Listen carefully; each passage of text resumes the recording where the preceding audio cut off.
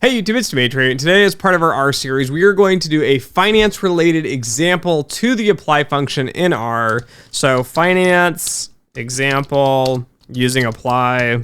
So there are really two things you can do here, maybe three things as well. I'm just going to cover one of these. When we go through looking at building a model, one of the steps is looking at the quality of the data and trying to find predictive relationships up front, especially when you have large sets of data. So I'm talking like 2,000-3,000 variables.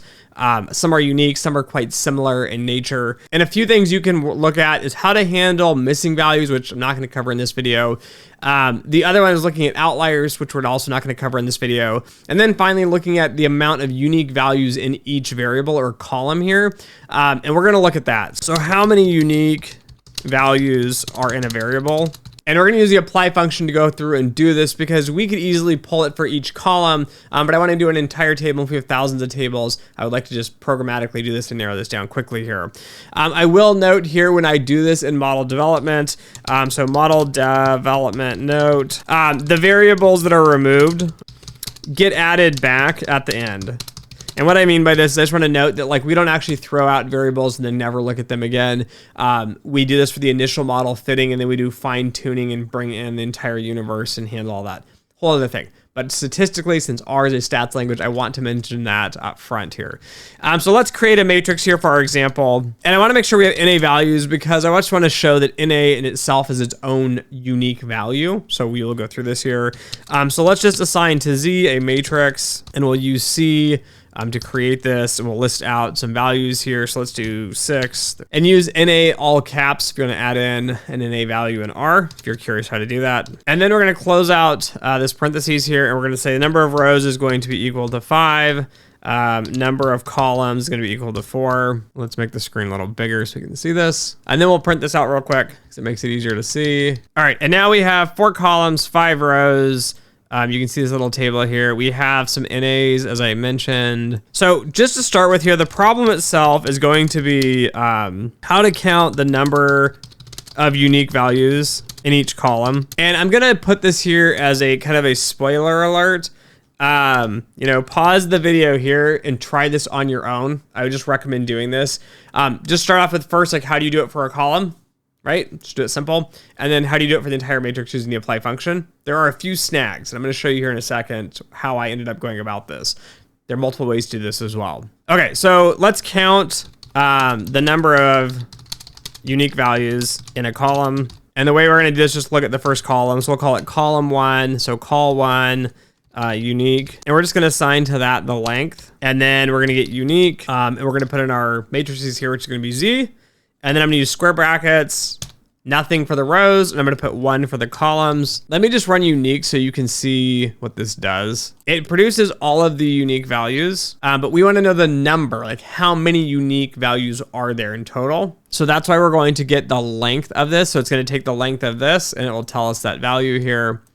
And we should get back 5. So let's run this. And you'll notice up here on the values on the top right, it says it's 5L. This creates a little bit of an issue here in a second, but let's print this out real quick. And it gives us 5. So as we saw here, just as a note, right, all of these are going to be unique values. So it gave us 5. It does include NA as a unique value. So you'll need to remove these if you would like to count them without NAs, or find a way just to ignore that or drop that from your sort of list here. Now, I will say NAs do have value and meaning in many instances and circumstances, so I would encourage you to leave them in, but understand what percentage of your data your NAs are going to be. And that can be a more advanced problem here, which a lot of my employees do, and a lot of the work I've done in the past as well, building models, is looking at distributions of the unique values themselves. So you can use a lot of this code as a springboard to get into doing that process here. If you find out you have a fair amount of unique values, but almost all of them are one value, like they're all missing, or they're all, in this case, I don't know, like say 6 or something,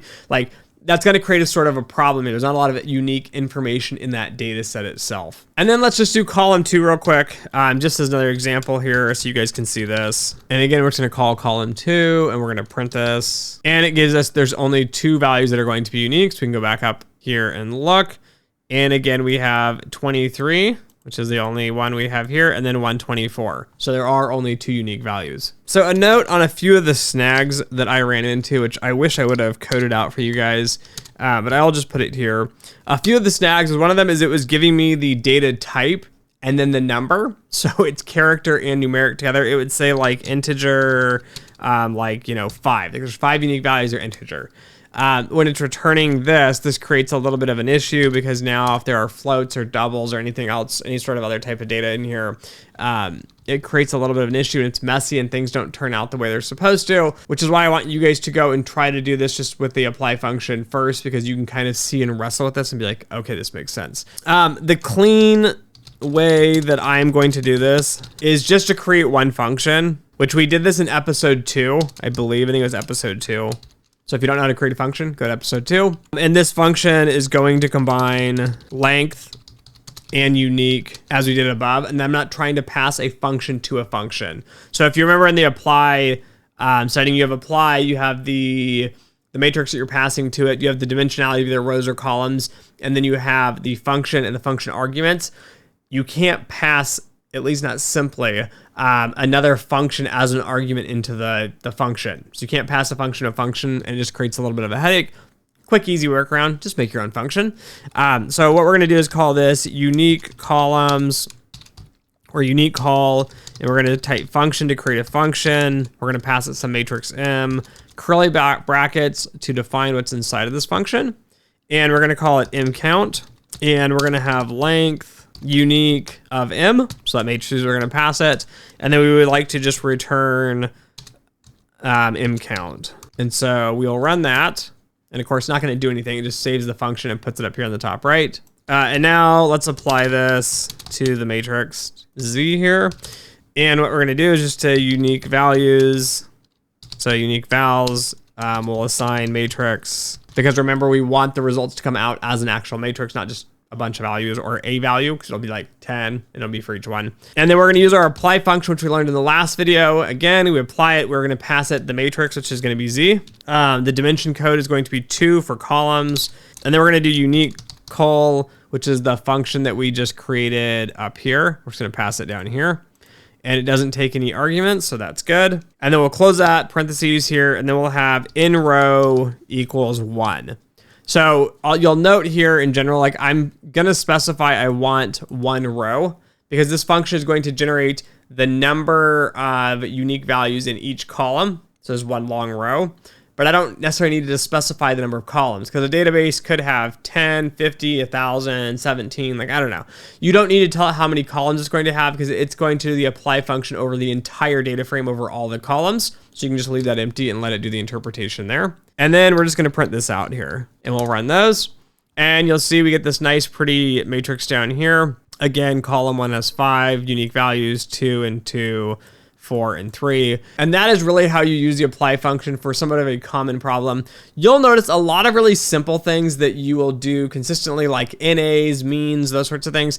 Those are typically, they already have functions built for that because they're so common.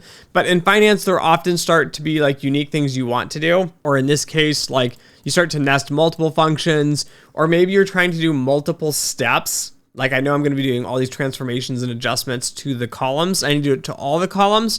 You can just do like what we did here and create a unique sort of function of your own, put whatever you want into it, and then use that apply function here to pull in your matrices, your dimensions, and then apply that sort of function as you want to apply it. Again, other examples you could do is moving missing values. Now there are functions for this, so it'd be a fun exercise if you want to practice and learn, but there are functions that already do this for you, so you aren't going to need to do this in practice. The other one's going to be looking like at standard deviations for looking at outliers within each column. So as you can imagine, the mean and standard deviation and median and all those characteristics that you might be using to detect or set up a rule for defining what an outlier is, those are all going to vary column by column. And so you would want to create out some sort of function to do that. And then you can pass that function into the apply function and you can run it quickly through this. As I mentioned, I've had data sets of 3, 4, 5, 6,000 variables before at large firms with lots of data vendors coming in for specific accounts on retail credit So loans and auto loans, mortgages, credit card transactions, that sort of thing, which get really, really large. And so you want to be able to do something quickly and efficiently. And R is awesome because it's vectorized, and the apply function is an amazing tool to use to do that quickly and efficiently and just apply it across all of those columns. So if you found this video helpful, don't forget to follow this series on R programming. And also don't forget to give me a thumbs up or a subscribe below if you want more content like this. And as always, until next time.